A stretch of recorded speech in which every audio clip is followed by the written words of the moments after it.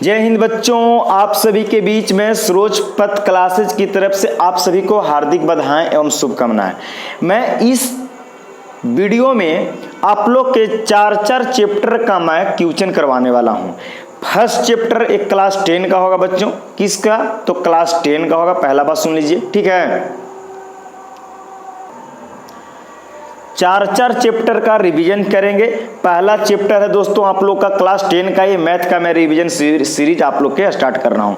पहला चैप्टर वास्तविक संख्या, दूसरा चैप्टर बहुपद जो है, तीसरा चैप्टर है दो चर वाले रैखिक समीकरण और चौथा चैप्टर है द्विघात समीकरण। ये मैं चार चैप्टर के आपको लगातार सीरीज लेके चलूंगा और फिर इसके बाद मैं चार चैप्टर को प्रैक्टिस करवाऊंगा। और आपने कहीं ना कहीं कोचिंग में पढ़ा होगा, लिखा होगा, तो आप लोग के कुछ जरूर याद होगा। और नहीं भी सीखे होंगे तो मैं अभी आप लोग के सिखाऊंगा भी, बिल्कुल बहुत सरल भाषा में सिखाऊंगा। आप लोग के कोई दिक्कत और परेशानी ना होगा। और मैं आपसे यही रिक्वेस्ट करूंगा, अभी आप नए चैनल पे देख रहे हैं तो अभी सब्सक्राइब मत कीजिए चैनल को, नहीं लाइक कीजिए, नहीं सब्सक्राइब कीजिए।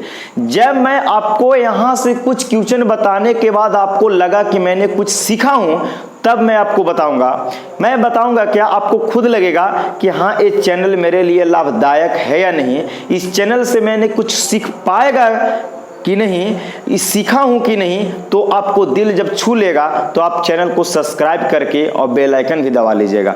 चुपचाप चलिए, अब हम लोग ध्यान से यहां से पहले सवाल को देखते हैं कि किस टाइप के सवाल है। मैं पहला चैप्टर से पहला सवाल उठाया हूं, इसके बाद मैं चैप्टर वाइज सवाल यहां से कराते चलूंगा। तो पहला सवाल कहता है कि यूक्लिड विभाजन एल्गोरिथम का प्रयोग कर 960 तथा 432 का महसा ज्ञात करें। महसा कहने का मतलब HCF ज्ञात कीजिए। कितना कितना के? तो 960 और 432 का महसा ज्ञात कीजिए। किस विधि के द्वारा? तो यूक्लिड विभाजन एल्गोरिथम का प्रयोग करके।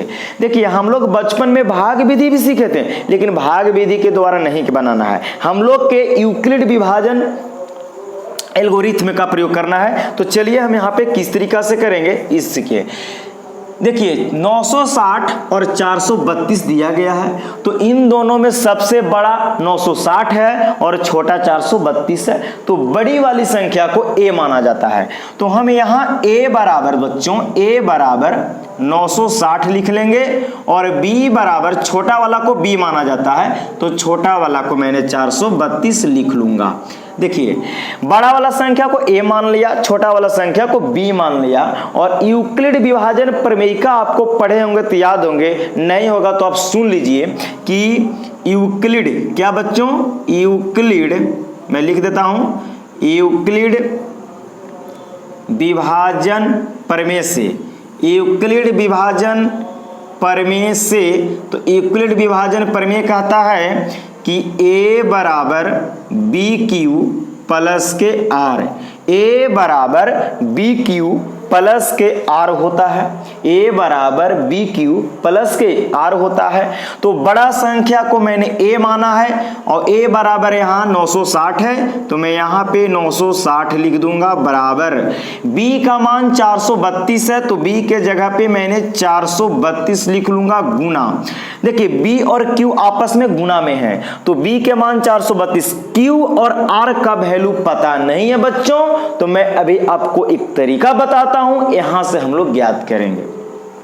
छोटा संख्या से बड़ा संख्या में भागा करना होगा, यानी कि बच्चों इसको रफ कॉपी पर आपको ऐसे कर लेना होगा, 432 से भागा देंगे 960 में। इस तरीका से आपको विधि अपना लेना है और फिर यहाँ पे इसको लिखने में हमको आसान होगा। किस टाइप के? तो जिसको से भागा देंगे उसको हम लोग b बोलते हैं, क्या बोलते हैं b, और जिसको में भागा देंगे उसको a बोलेंगे, और जो भागफल आएगा उसको q बोलेंगे, और जो शेष के रूप में प्राप्त होगा उसको r बोलेंगे। तो बोलिए 432 से आप 960 में भागा दीजिएगा तो 2 बार में लगेगा, 2 दूनी 4, 3 दूनी 6, 4 दूनी 8, 864 हो गया। ये हासिल देगा तो 10 में से 4 गया 6, यहाँ 5 बचेगा तो 5 में से 6 नहीं घटेगा तो ये हासिल देगा, तो 15 में से 6 गया 9 और 8 में से 8 गया 0। यहाँ पे शेष के रूप में बच्चों 96 आ गया और Q के जगह पर यहाँ 2 आ गया। तो मैं अब यहाँ Q के जगह जगह पर 2 लिख दूंगा और r यानी कि रिमाइंडर शेष के जगह पे मैंने 96 लिख दूंगा। फिर मैं 96 से भागा दूंगा 432 में, यानी कि जब तक रिमाइंडर 0 नहीं आएगा बच्चों तब तक ये प्रक्रिया चलती रहेगा। और 96 से भागा देंगे 432 में, तो कितना बार में जी, 9 चौके 36, 4 बार में लग जाएगा, 6 चौके 24 के 4, 9 चौके 36 और 2 38 घटा लीजिए, ये हासिल देगा 12 में से 4 जाएगा 8, ये बचा 2, तो 2 में से 8 नहीं जाएगा, फिर हासिल देगा 12, 12 में से 8 गया 4 और 3 में से 3 गया 0। अब इसको किस तरीका से लिखना उसको समझिए। अब यहाँ b बन गया 96, b बन गया 96, जिसको से भागा देंगे वो b का काम करेगा, जिसमें भागा देंगे वो a का काम करेगा, और जो भागफल आएगा वो q का काम करेगा, और जो नीचे आएगा वो r का काम करेगा। तो बोलिए एक तो ई पट्टी होता है, तो a का काम करेगा कितना 432, तो मैं यहां पे लिख दूंगा 432 बराबर b का मान दोस्तों 96 है, तो 96 लिखेंगे गुना q का वैल्यू 4 है तो मैंने 4 लिख दूंगा, और शेष का वैल्यू 48 है तो मैंने 48 लिख दिया। यहां तक किसी को बच्चों का प्रॉब्लम नहीं होना चाहिए अभी तक। अब मैं क्या करूंगा भाई कि इस 48 से मैं फिर इसमें दूंगा, यानी कि 96 में देने वाला हूं, तो 48 दूनी 96 हो जाएगा बच्चों। 48 में से 96 में से 96 घटाओगे तो 0 रिमाइंडर बचेगा, शेष बचेगा। तो जिससे भागा देते हैं उसको b कहते हैं, जिसमें भागा देते हैं उसको a कहते हैं, भागफल को q और शेषफल को r कहते हैं। तो यहाँ a का काम करेगा 96, तो मैंने 96 a सेट करूंगा बराबर b का काम 48 है तो मैंने 48, और भागफल 2 आया है तो 2 और शेषफल 0 आया तो 0 हो गया। अब देखिए 48 से भागा पूरा पूरा कटा है, यानी कि इसका जो HCF होने वाला है बच्चों 48 होने वाला है, यानी कि B का आंसर B आंसर होता है।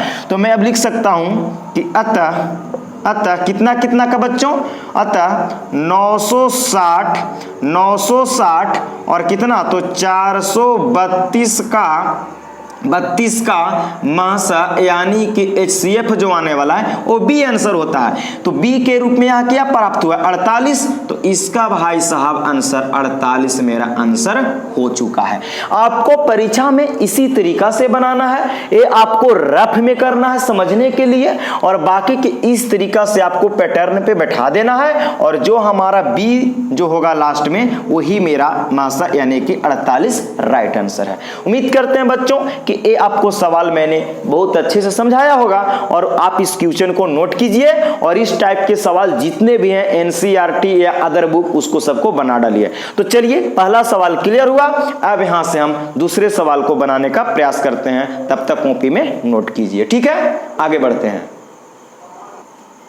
चलिए बच्चों, तो यहां से मैंने दूसरा सवाल आपके बोर्ड पे लिख चुका हूं, और दूसरा सवाल जो है ये बहुपद से है ना, बहुपद से रिलेटेड है। चलिए मैं इसको समझाने का प्रयास करूंगा। चलिए सवाल को हम लोग पढ़ेंगे प्रेम से, पहले सवाल को समझेंगे कि सवाल क्या बोलता है, इसके बाद इसको जवाब देने का प्रयास भी करेंगे। चलिए सवाल बोलता है कि द्विघात बहुपद 5y स्क्वायर माइनस के 13y माइनस के 6 के शून्यकों को ज्ञात कीजिए। शून्यकों को ज्ञात कीजिए, आपने पढ़ा होगा बहुपद, तो वहां पे अब है ना सीखा होगा कि शून्यक द्विघात रहेंगे तो 2 शून्यक होंगे, एक घात रहेगा तो 1 शून्यक, और त्रिघात रहेगा तो 3 शून्यक ज्ञात किया जाता है। तो यहाँ पे बोला है कि द्विघात, क्योंकि इस पूरे बहुपद में इसका घात सबसे बड़ा 2 है, इसका शून्यक भी बच्चों 2 होगा। लेकिन बनाने का तरीका क्या है उसको समझिए। शून्यक को मतलब कि y का एक ऐसा 2 वैल्यू होगा, इसमें y का ऐसे 2 वैल्यू होंगे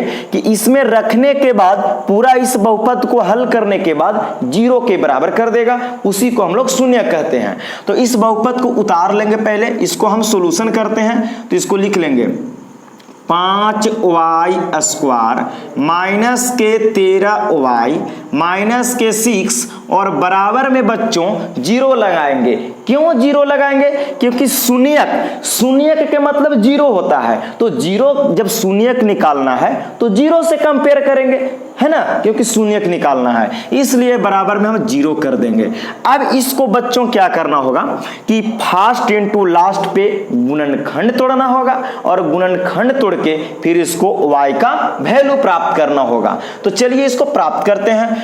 तो फर्स्ट इनटू लास्ट गुणा कीजिएगा तो 5 छक 30 होगा, 5 छक 30 होगा, ये 5 प्लस में है 6 माइनस में है तो प्लस माइनस माइनस हो जाएगा, और 5 छक 30 वाई स्क्वायर है तो वाई स्क्वायर हो जाएगा। तो गुणनखंड तोड़ना होता है तो फर्स्ट इनटू लास्ट में गुणा करके लिख लिया जाता है चिन्हों के साथ। अब इसको ऐसे दो भागों में तोड़ना होता है, इसको ऐसे दो भागों में तोड़ना होता है कि गुणा करने से 30 आना चाहिए और जोड़ने से या तो घटाने से, जोड़ने से या तो घटाने से बीच वाला पद आना चाहिए। तो हमको तो ऐसे ही दिखाई दे रहा है बच्चों कि 30 को अगर हम कहें कि 15 दूनी 30, 15 दूनी 30 और 15 और 2 में हम अंतर ले लें तो 13 भी आ जाएगा, 15 और 2 में अंतर ले लें तो 13 भी आ जाएगा। यानी कि हम इसको ऐसे लिख सकते हैं माइनस के 15y और प्लस के 2y। देखिए माइनस प्लस माइनस हो गया, माइनस प्लस माइनस हो गया, 15 दूनी 30 हो गया, y से y में गुना करेंगे y स्क्वायर, और देखिए बीच में पद है माइनस के 13y, तो माइनस में लाना था तो बड़ा वैल्यू के आगे माइनस लगा दिए, छोटा वैल्यू के आगे प्लस लगा दिए।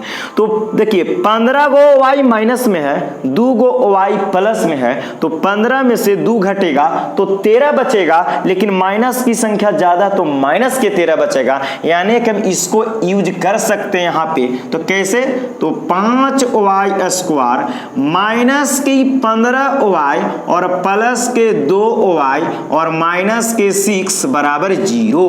देखिए 15 में से 2 माइनस 15 में 2 जोड़िएगा, माइनस 15 में 2 जोड़िएगा तो माइनस के 13 वाई बचेगा, और गुना करेंगे माइनस प्लस तो माइनस 15 दूनी 30 वाई स्क्वायर भी हो जाएगा। तो अब इसको गुणनखंड तोड़ना होगा तो दो दो पद में कॉमन करना होगा, तो इन दोनों में कॉमन कीजिए, इन दोनों में। तो यहाँ भी 5 है, 15 में भी 5 छिपा हुआ है, 5 3 15, वाई यहाँ भी है, वाई यहाँ भी है, तो हम बोल सकते हैं भाई कि 5 वाई इन दोनों में से कॉमन होगा, तो 5 बाहर हो गया, 2 ठो वाई था, एगो बाहर हो गया तो एगो वाई बच गया तो एगो वाई लिखा गया, माइनस है तो माइनस। 15 में से 5 कॉमन कीजिएगा तो 5 3 15 कट रहा है, यानी कि 3 बचेगा, वाई बाहर हो गया। चलिए कोई बात नहीं, इन दोनों में क्या कॉमन हो रहा है? तो इन दोनों में 2 कॉमन होगा, प्लस है तो प्लस, इन दोनों में से 2 भी, और 6 में भी तो 2 छुपा हुआ है, वाई यहाँ, इसमें वाई नहीं, यानी कि 2 कॉमन होगा बच्चों। यहाँ बचेगा वाई और माइनस है तो माइनस, 2 3 6 यानी कि 3 हो जाएगा बराबर में 0। देखिए ब्रैकेट में दोनों बराबर आया, जब ब्रैकेट में दोनों बराबर आएगा भाई साहब तो समझ जाइएगा कि आपका गुणनखंड सही जा रहा है। अब इन दोनों को कॉमन करेंगे, यहां से और यहां से कॉमन करेंगे तो 2 गो है तो मैं सिंगल लिखूंगा, एक बार लिखूंगा, तो y माइनस 3 इन दोनों को मैंने कॉमन कर लिया यहाँ पे, और बाहर वाला को बाहर के साथ ही लिखा जाता है, यानी कि 5y प्लस के 2 बराबर में 0। अब इसको हम क्या करेंगे बच्चों कि इस ब्रैकेट को इस 0 के साथ तुलना और इस ब्रैकेट को इस 0 के साथ तुलना कर लेंगे। तो कीजिए यहाँ पे y माइनस के 3 बराबर 0, तो y बराबर 3 माइनस में तो ये साइड प्लस का, और इसको जोड़े फिर तुलना कर दीजिए, तो 5y प्लस के 2 बराबर 0, तो 5y बराबर 2 प्लस में तो ये साइड माइनस का, और y जोड़े 5 गुना में, y जोड़े 5 गुना में जाएगा भागा में, तो माइनस के 2 बटे में 5। तो यहां से बच्चों y का मान 2 ठो आया, एक तो प्लस का 3 आया और एक माइनस का 2 बटे 5 आ गया, और यही मेरा इस द्विघात बहुपद का शून्यक हो गया। यही मेरा आंसर हो गया 3 और माइनस के 2 बटे 5 मेरा बच्चों आंसर हो चुका है। यही मेरा शून्यक होगा।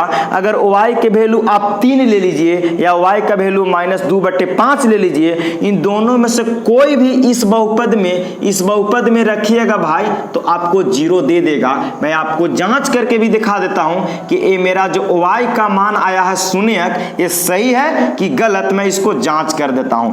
अगर दोनों में से कोई एक वैल्यू मैं जांच कर दूंगा बच्चों, तो आप दूसरा वैल्यू अपने आप से जांच कर लेना सही है कि गलत। तो चलिए मैं इसको जांच करके दिखा देता हूं। ये बहुपद उतार लीजिए, तो बहुपद उतार लेते हैं। तो 5y² माइनस के 13y माइनस के 6 बराबर 0। मैं y बराबर यहां से 3 लेके चलता हूं, y बराबर 3 पे जांच कर देता हूं और तुम y का वैल्यू माइनस के 2/5 पे जज कर लेना, अच्छी रहेगा। तो 5y के जगह पे 3 रख लो, तो 3 का स्क्वायर माइनस का 13, y के जगह पे 3 माइनस के 6 बराबर में 0। चलो भाई 5, 3 का स्क्वायर करोगे तो 3 3 9 minus 13 minus plus minus 13 3 39 minus के 6 बराबर 0। 9 5 45 माइनस के 39 माइनस के 6 बराबर 0।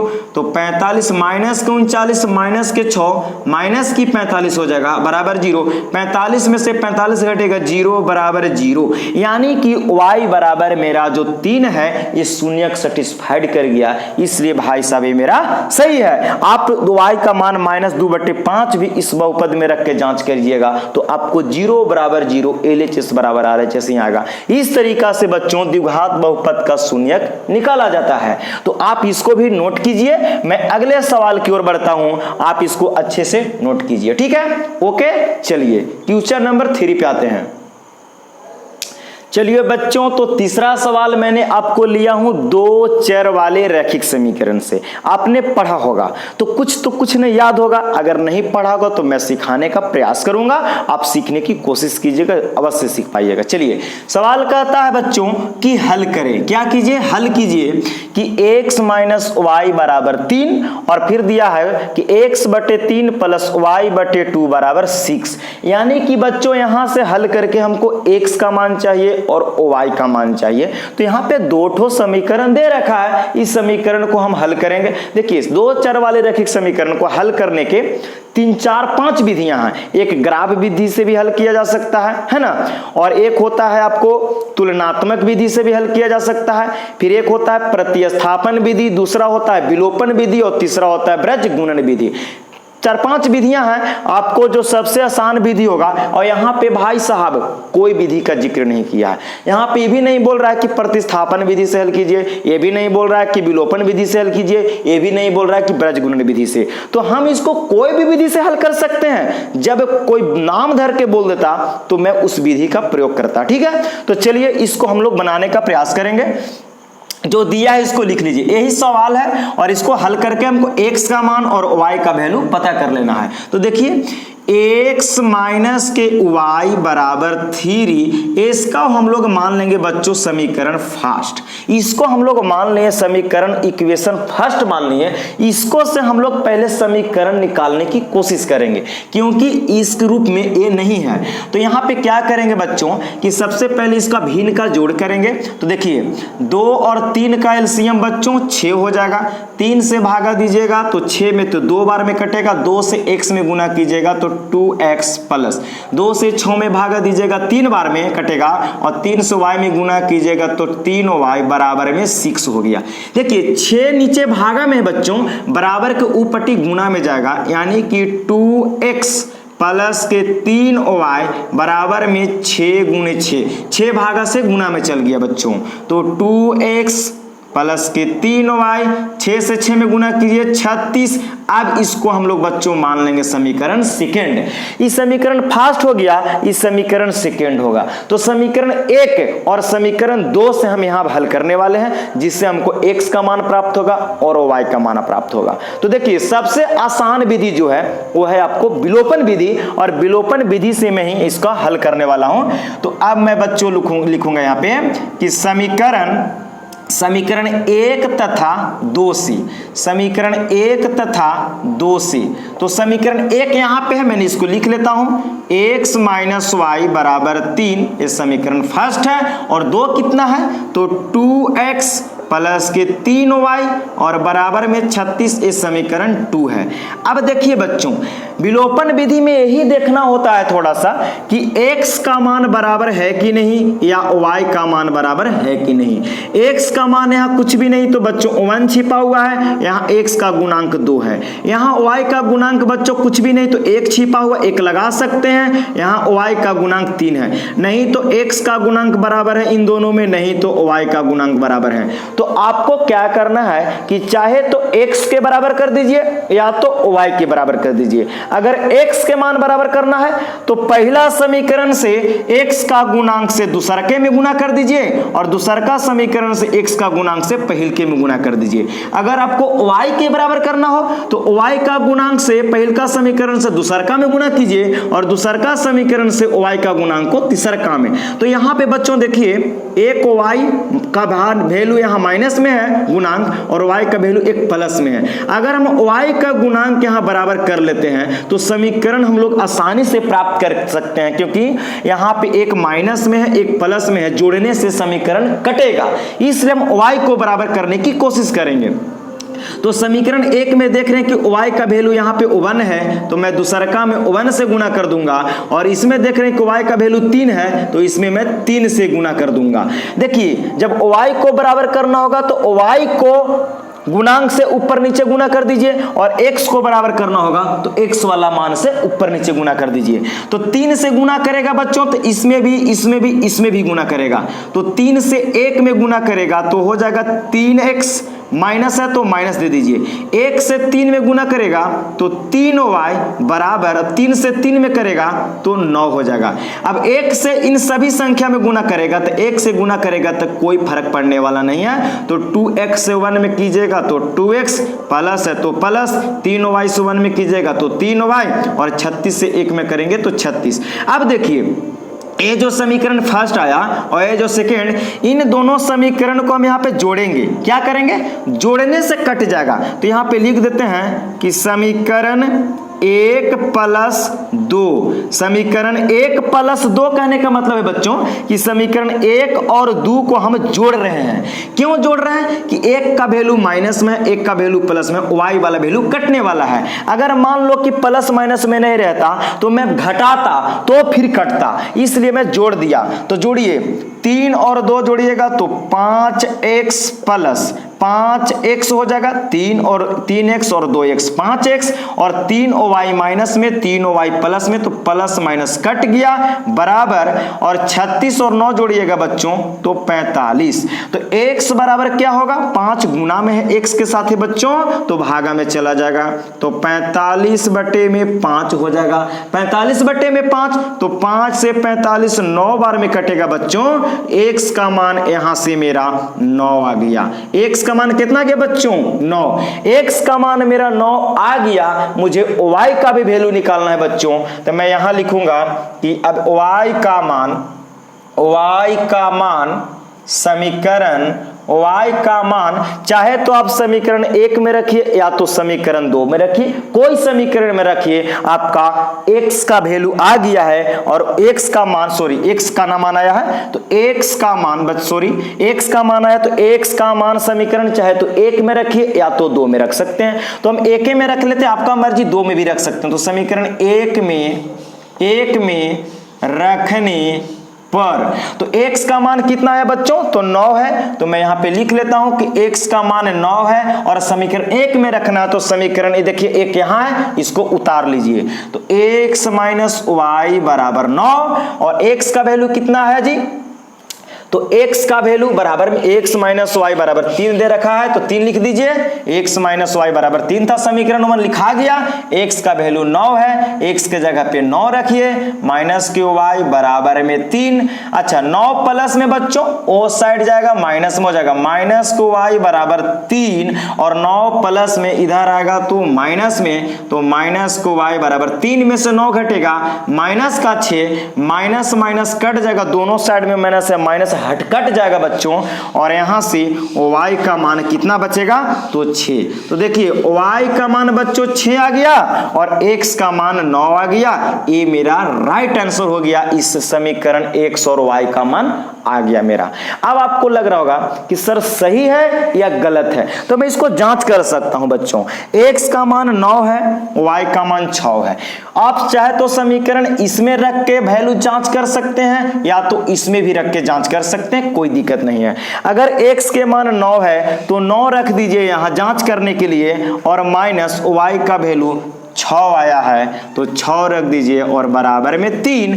9 में से 6 जाएगा 3 और बराबर में 3। देखिए दोनों वैल्यू बराबर आया कि नहीं आया, इसलिए बच्चों मेरा जो आंसर आया है वो सही है, गलत नहीं है। x y का मान आप इस समीकरण में भी रख के जांच कर सकते हैं, समीकरण 2 में भी रख के जांच कर सकते हैं, आपको LHS और RHS बराबर ही आएगा। तो उम्मीद करते हैं कि इस तरीका के अब आपको समीकरण मिलेगा बच्चों, तो हल कर लेना है, ठीक है। तो चलिए अब हम लोग नेक्स्ट सवाल चौथा हल करेंगे, और ये सवाल था आपका 2 चर वाले रैखिक समीकरण से।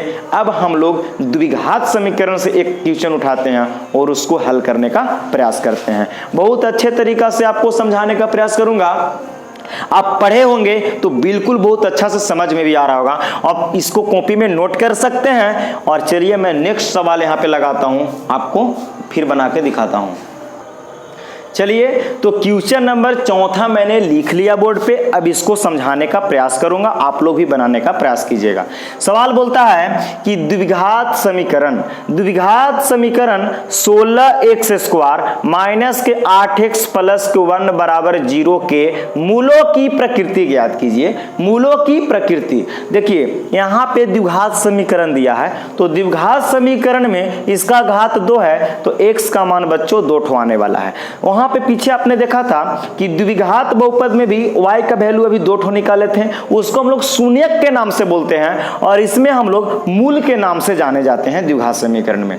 तो इसको हम लोग के मूलों की प्रकृति बताना है, तो आपको चलिए इसको मूलों की प्रकृति कैसे निकाला जाता है इसको समझने के लिए मैं आपको जैसे जैसे बता रहा हूं वैसे आपको करते चलना है। चलिए जो समीकरण दिया है बच्चों उसको पहले लिख लीजिए, 16x² माइनस के 8x प्लस के 1 और बराबर में 0। ये आपका द्विघात समीकरण दे रखा है, इसी से हमको मूलों की प्रकृति बताना है। तो जब मूलों की प्रकृति की बात करेगा बच्चों, तो सबसे पहले क्या करना है आपको कि पहले a b c के मान प्राप्त करना होगा। a b c के मान प्राप्त करना होगा, तो कैसे मान प्राप्त करेंगे चलिए लिखने का प्रयास करते हैं। देखिए x² का जो आगे गुणा के रूप में होगा, x² के आगे जो गुणांक होगा वो a का वैल्यू होता है, तो a का वैल्यू यहां 16 हो जाएगा। a का वैल्यू 16 हो जाएगा। x² का गुणांक a कहलाता है, और b किसको वैल्यू होगा, तो x के गुणांक को b कहा जाता है और चिन्हों को साथ लेना है। तो यहां पे x के गुणांक -8 है तो b का मान -8 हो गया। c का मान होता है बच्चों अचर संख्या, गिनती की संख्या को अचर संख्या कहते हैं। तो यहां पे देख रहे हैं कि +1 है तो c का मान मेरे बच्चों 1 हो जाएगा। a का मान x² का गुणांक हो जाएगा, b का मान x का गुणांक हो जाएगा और c का मान अचर संख्या हो गया। a b c सबसे पहले आपको लिखना है कब, जब मूलों की प्रकृति कहेगा तब। इतना लिखने के बाद मूलों की प्रकृति निकालने का एक फॉर्मूला होता है, मैं यहां पे लिख देता हूं कि d बराबर b² माइनस के 4ac। ये मूल की प्रकृति निकालने का एक फॉर्मूला होता है, आपको याद होगा, पढ़े होंगे, नहीं पढ़े होंगे तो अभी आप याद कर लीजिए कि d बराबर मूलों की प्रकृति बताने के लिए d बराबर b² माइनस के 4ac, और d के हम लोग बच्चों विवेचक या विविक्तर के नाम से भी जाना जाता है। तो अब यहां हम d बराबर फॉर्मूला लगा लेंगे कि d बराबर b² माइनस के 4ac, तो d बराबर b² माइनस 4ac, तो b का वैल्यू देखिए कितना, तो -8, तो यहां पे b के जगह पे -8 का होल स्क्वायर माइनस के 4 गुना 4, ए के मान कितना बच्चों, तो 16, तो मैंने 16 रख लूंगा, गुना सी का मान 1 है, मैंने सारा मान को यहाँ पे पुट कर दिया इसमें, तो डी बराबर हो जाएगा -8 को 2 बार गुना कीजिएगा तो माइनस माइनस प्लस 8 का स्क्वायर बच्चों 64। देखिए माइनस प्लस माइनस होता है तो माइनस, 4 से 16 में कीजिएगा तो 16 चौके 64, 64 से 1 में गुना कीजिएगा तो 64, तो 64 में से 64 घटेगा बच्चों तो 0 आ गया। देखिए d का मान क्या आ गया, 0। जब d का मान 0 आ जाए, देखिए सुनिएगा, जब d बराबर 0 आ जाएगा, जब d का मान 0 आ गया, तो जब d का मान 0 आएगा बच्चों तो लिखेंगे कि चूंकि इसका मूल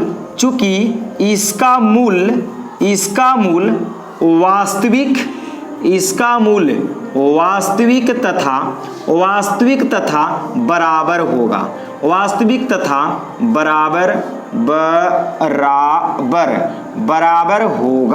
बराबर होगा।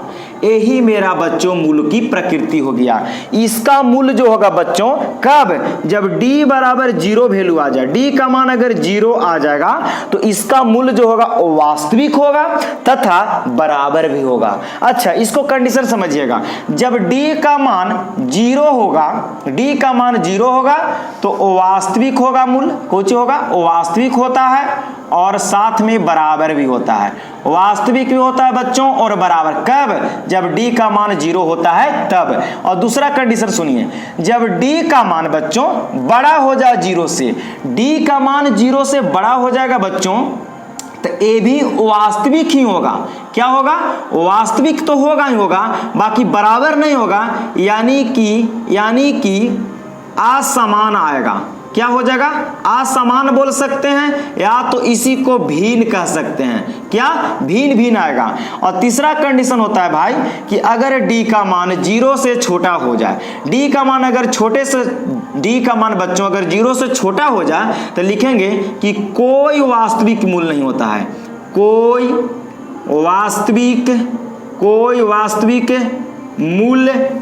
वास्तविक मूल्य नहीं होता है, यानी कि काल्पनिक होता है। क्लियर। देखिए जब d का मान 0 होगा तो वास्तविक और बराबर हो जाएगा, जब d का मान 0 से बड़ा होगा तो वास्तविक और असमान यानी भिन्न भी कह सकते हैं, और जब d का मान 0 से छोटा यानी कि d का मान जब माइनस में आ जाएगा तो कोई वास्तविक मूल नहीं होता है। तो बोलिए ये तीनों कंडीशन में तो पहला काम हुआ कि d का मान 0 आ गया, तो जब d का मान 0 हो गया तो इसका मूल वास्तविक तथा बराबर हो गया। तो मैंने आपको बच्चों यहां से कॉपी में नोट कर लीजिएगा, मैंने आपको 4 सवाल कराया और आप खुद से पूछिए कि मैंने कुछ यहां से सीखा। अगर सीखा है बच्चों तो आप इस चैनल को लाइक, सब्सक्राइब और दोस्तों में शेयर दबा के कीजिए ताकि सब बच्चों को हेल्प मिलेगा। और मैं 4 सवाल की रोज प्रैक्टिस करवाऊंगा, रोज डेली लेके आते रहूंगा इसके लिए वीडियो, और मैं 4 चैप्टर को पूरा अच्छे तरीका से कंप्लीट करा दूंगा। और इसको मैं जब पूरा अच्छा से कंप्लीट करा लूंगा तो फिर मैं अगले 4 चैप्टर की भी इसी तरीका से प्रैक्टिस कराते चलूंगा, ताकि आपकी जो माइंड है वो आपको प्रैक्टिस बहुत अच्छे से होते रहेगा, याद आते रहेगा कि किस तरीका से करना है। तो इसी के साथ मैं अब विदा लेता हूं, तब तक के लिए जय हिंद, और चैनल को लाइक सब्सक्राइब करते रहिए। मैं फिर नेक्स्ट वीडियो मिलता हूं। जय हिंद। देखने के लिए थैंक यू, धन्यवाद।